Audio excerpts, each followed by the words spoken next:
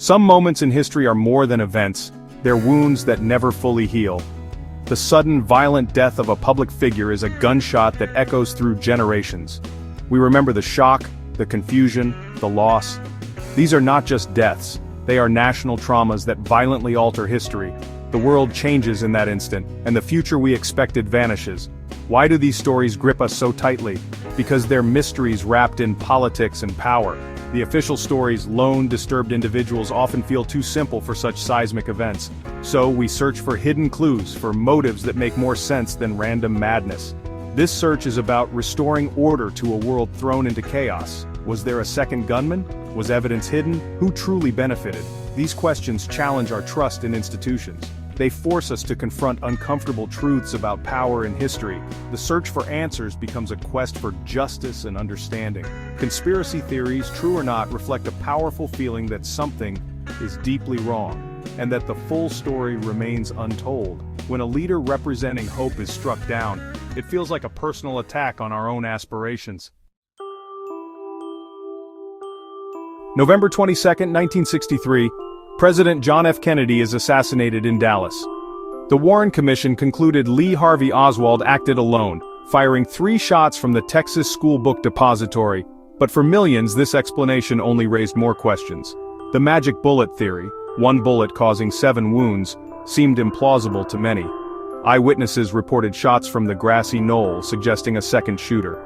2 days later, Oswald was murdered by Jack Ruby on live TV, silencing him forever. Why was security so lax? Why did Oswald claim, "I'm just a patsy"? Theories abound. The CIA, the Mafia, even Lyndon B. Johnson or foreign governments. Declassified files show the CIA monitored Oswald but stopped short of confirming a plot.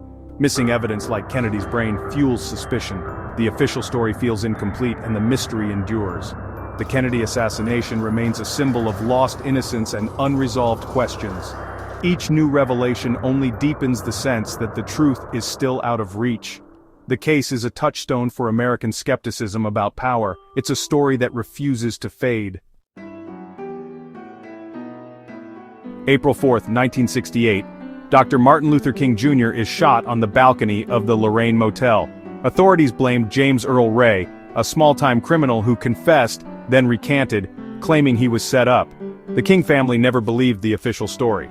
In 1999, a civil trial concluded King's assassination was the result of a conspiracy involving government agencies and the Mafia. This verdict stands in stark contrast to the government's lone gunman narrative. Ray had no history of political violence and no clear motive. Witnesses reported strange occurrences and a possible second shooter. The murder weapon was never definitively linked to Ray. Many believe Ray was a decoy, while the real assassins escaped. By 1968, King was a critic of the Vietnam War and organizing the Poor People's Campaign, making him a threat to powerful interests. FBI files confirm the government tried to neutralize King, surveilling and attempting to discredit him. The idea that the same agency investigating his murder had targeted him raises serious doubts. The official story leaves too many questions unanswered. King's death, like Kennedy's, is shrouded in suspicion and unresolved truths. The search for answers continues, driven by a need for justice. The legacy of doubt is as enduring as King's message. The truth remains elusive.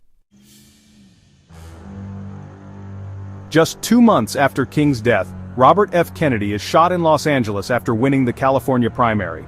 Sirhan Sirhan, a 24-year-old Palestinian, is arrested at the scene and convicted as the lone assassin. But the evidence doesn't add up. The autopsy found the fatal shot was fired from behind Kennedy's ear just inches away, yet witnesses placed Sirhan several feet in front. Sirhan's gun held 8 bullets, but evidence suggests up to 13 shots were fired. An audio recording appears to confirm more than 8 gunshots, implying a second shooter. Sirhan claims he has no memory of the shooting, fueling theories of mind control. The CIA's real MKUltra program experimented with hypnosis and drugs to create programmable assassins. Some believe Sirhan was a hypnotized patsy, a diversion for the real killer. The official story ignores these glaring inconsistencies. The RFK case, like those before it, is a puzzle with missing pieces. The possibility of a wider conspiracy lingers. The truth behind Robert Kennedy's murder remains unresolved. The questions refuse to die. Political assassinations and covert plots aren't just an American phenomenon, they're global. Declassified documents reveal U.S. intelligence agencies have overthrown democratically elected leaders abroad. In 1961, Congo's Patrice Lumumba was targeted by the CIA, who supported rivals that captured and executed him. In 1953, Iran's Prime Minister Mossadegh was overthrown in a CIA/MI6 coup after he nationalized oil. The U.S. installed the Shah, who ruled as a dictator for 25 years. In 1973, Chile's President Allende was ousted in a CIA-backed military coup, ushering in Pinochet's dictatorship. These were not wild theories, they were official U.S. policy, justified by Cold War fears. The U.S. used propaganda, bribery, and violence to protect its interests. The pattern leaders who challenged Western power or economic interests became targets. The consequences were devastating. Democracy crushed, dictatorships installed. These actions show the reach of covert power. The U.S. role in foreign assassinations is a documented reality. The line between conspiracy and policy is often blurred. The global pattern mirrors the domestic one. Inconvenient leaders are removed. The truth is often hidden in plain sight. For years, many conspiracies were dismissed as fantasy, but declassified files and whistleblowers have revealed shocking truths. The U.S. government has run secret programs that sound like fiction. Project MKUltra, the CIA's mind control experiments with drugs and hypnosis, aiming to create programmable assassins. COINTELPRO, the FBI's campaign to disrupt and destroy domestic political groups, including civil rights leaders like Martin Luther King Jr. The FBI used blackmail, forged letters, and illegal surveillance. Operation Northwoods, a proposed plan for U.S. military to stage terrorist attacks on Americans and blame Cuba, rejected by JFK but seriously considered. These programs prove a willingness to use deception and violence for political ends. Knowing these were real makes it harder to dismiss conspiracy theories about assassinations. The line between fact and fiction is thinner than we think. The official story is often just the tip of the iceberg. The hidden history is far darker. When we compare these assassinations, a disturbing pattern emerges. The official narrative is always the same: a lone, unstable gunman. Evidence goes missing, investigations are rushed, and inconvenient witnesses are ignored. Key evidence, like Kennedy's brain or RFK's security footage, disappears. Investigations focus on the chosen suspect, dismissing wider conspiracy. The agencies investigating are often the same ones with something to hide. Are these just coincidences or signs of something more organized?